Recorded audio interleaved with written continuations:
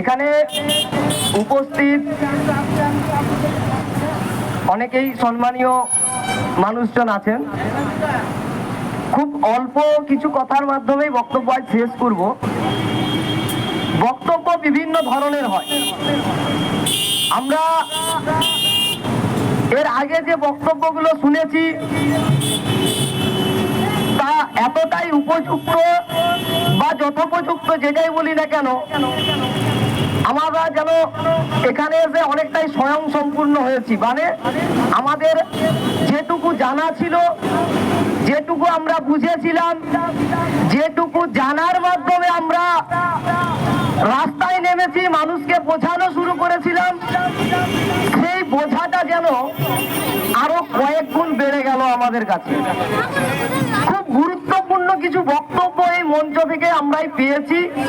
সেটা আমরা কতটা কে গ্রহণ করেছি সেটা নিজেদের ব্যাপার, কিন্তু এই কলকাতার এই মঞ্চ থেকে আমরা আজকে যা জানতে পারলাম, যা নিজের কানে শুনতে পেলাম, এখান থেকে আমাদের অনেকটা শিক্ষণীয় বিষয় ছিল।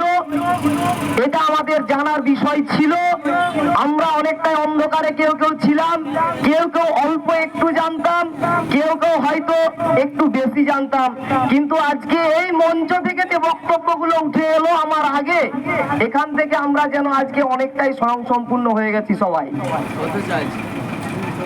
আমরা যুব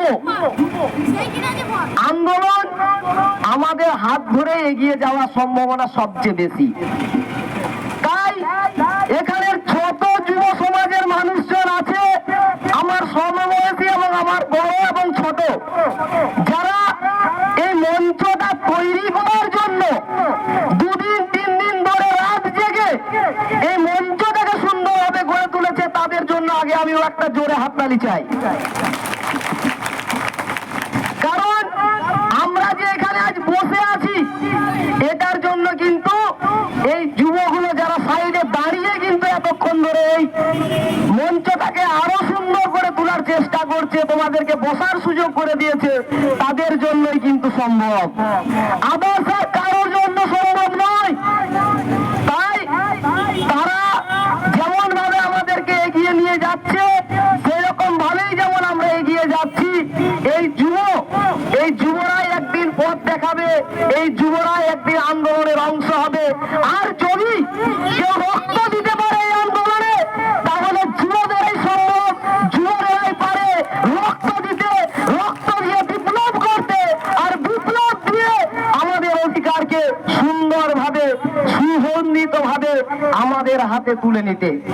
তাই যুব সমাজের প্রতি আমার বিশেষ অনুরোধ, যেটুকু আমরা জেনেছিলাম, যেটুকুর মধ্য দিয়ে আমরা পথে নেমেছিলাম, আজ যেন অনেকটাই সম্পূর্ণ হয়েছি।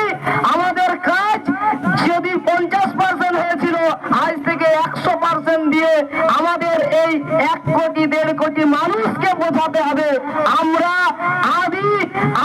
এখানের মূল নিবাসী। আমাদের এই দাবি, সেই দাবিকে সরকারকে মানতে হবে। তার জন্য আমাদের এই এত বড় বৃহৎ আন্দোলন। এই আন্দোলনকে কখনো পিছিয়ে দেওয়ার নয়, এই আন্দোলন কখনো পেছাবে না। এই আন্দোলন যুব সমাজের হাত ধরেই যেমন এগিয়ে যায়।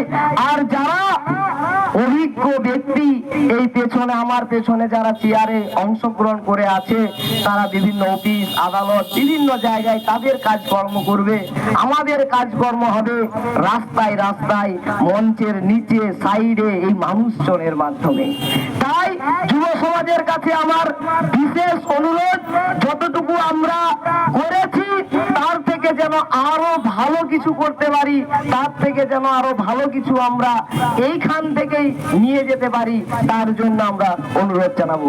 এই বলে আমি আমার ছোট্ট বক্তব্য শেষ করলাম।